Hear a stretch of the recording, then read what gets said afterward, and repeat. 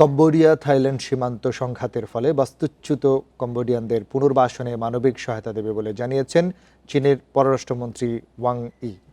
রোববার চীনের ইউনান প্রদেশে কম্বোডিয়ার পররাষ্ট্রমন্ত্রী প্রাক শোখনের সঙ্গে বৈঠকে তিনি এই ঘোষণা দেন। ওয়াং ই বলেন, কম্বোডিয়া থাইল্যান্ড সীমান্ত পরিস্থিতি চীন নিবিড়ভাবে পর্যবেক্ষণ করছেন।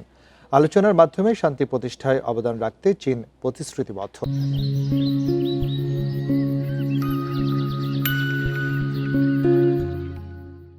সেই সাথে ব্যাংকক ও নমপেনের মধ্যকার সম্পর্ক স্বাভাবিক রাখার আহ্বান জানান।